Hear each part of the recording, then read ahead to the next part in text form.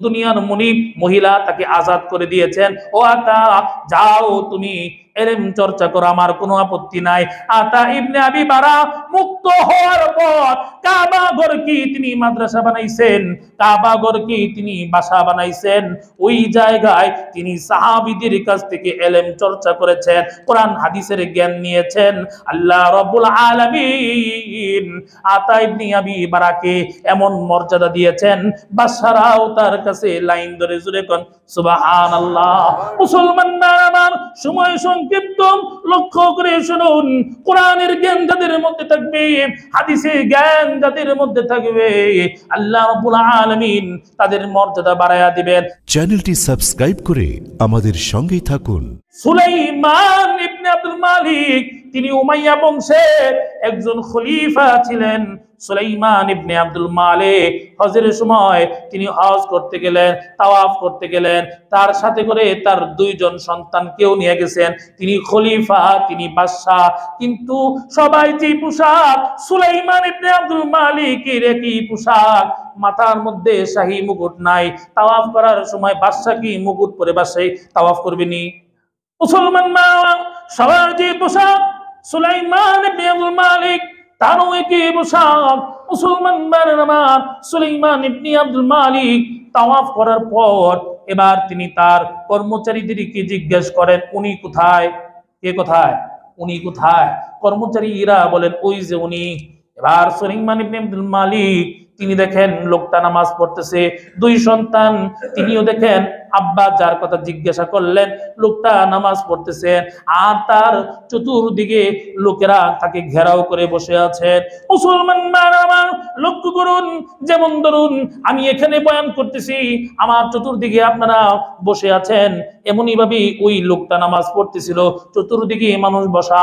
সুলাইমান ইবনে আব্দুল মালিক বাদশা হওয়া সত্ত্বেও তিনি মানুষ ঠেলে ঠেলে সামনে আসে নাই, যেখানে জায়গা পেয়েছেন সেখানে তিনি বসে আছেন।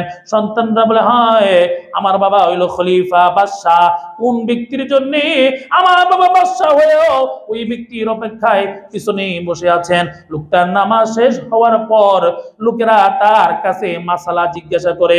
সুলাইমান ইবনে আব্দুল মালিক তিনিও লাইন ধরে ধরে, খলিফা বাদশাহ তিনিও আদবের সাথে ওই লোকটার কাছে আসলেন, তাকে মাসলা জিজ্ঞেস করলেন, লোকটাও মাসলার জবাব দিয়ে দিলেন। এবার সুলাইমান ইবনে আব্দুল মালিক তাকে জাযাকাল্লাহ বলে তার কাছ থেকে বিদায় হইলেন।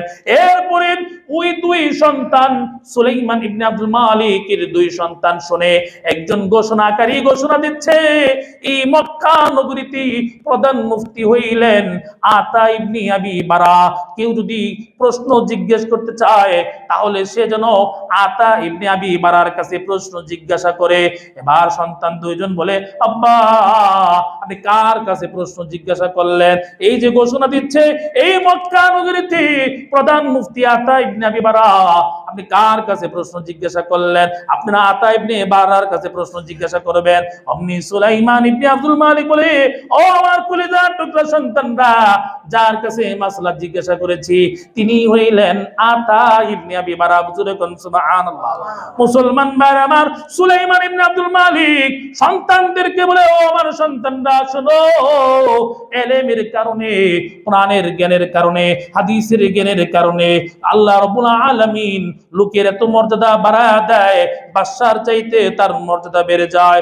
ও মুসলমান ভাইরা আমার, সুলাইমান ইবনে আব্দুল মালিক তার সন্তানদেরকে বলে, আমি মোটেও অতিরঞ্জিত কিছু বলছি না। যার কাছে আমি গেলাম আতা ইবনে আবি বারা, এই লোকটা এক সময় সে কৃতদাস ছিল, গোলাম ছিল। মুসলমান ভাইরা আমার, আতা ইবনে আবি বারা এক সময় এক মহিলার গোলাম ছিল। আতা ইবনে আবি বারা যখন গোলাম ছিল, তিনি তার সময়কে তিন ভাগ করছেন। এক ভাগ দুনিয়ার মালিকের জন্য, আরেক ভাগ আল্লাহর জন্য, আরেক ভাগ কোরআন হাদিসের ইলম চর্চার জন্য। তার জীবনের পুরা সময় তিনি তিন ভাগে ব্যয় করেছেন, দুনিয়ার মালিকের জন্য, আল্লাহর জন্য, কোরআন হাদিসের ইলম চর্চার জন্য।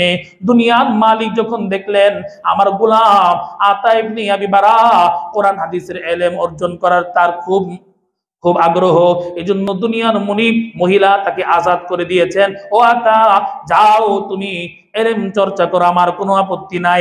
আতা ইবনে আবি বারা মুক্ত হওয়ার পর কাবা ঘর কি তিনি মাদ্রাসা বানাইছেন, কাবা ঘর কি তিনি বাসা বানাইছেন, ওই জায়গায় তিনি সাহাবীদের কাছ থেকে এলেম চর্চা করেছেন, কোরআন হাদিসের জ্ঞান নিয়েছেন। আল্লাহ রাব্বুল আলামিন আতা ইবনে আবি বারাকে এমন মর্যাদা দিয়েছেন, বাদশারাও তার কাছে লাইন ধরে জুড়ে কোন সুবহানাল্লাহ। মুসলমানরা আমার, সময় সংক্ষিপ্ত, লক্ষ্য করে শুনুন। কোরআনের জ্ঞান যাদের মধ্যে থাকবে, হাদিসের জ্ঞান যাদের মধ্যে থাকবে, আল্লাহ রাব্বুল আলামিন তাদের মর্যাদা বাড়ায়া দিবেন। চ্যানেলটি সাবস্ক্রাইব করে আমাদের সঙ্গেই থাকুন।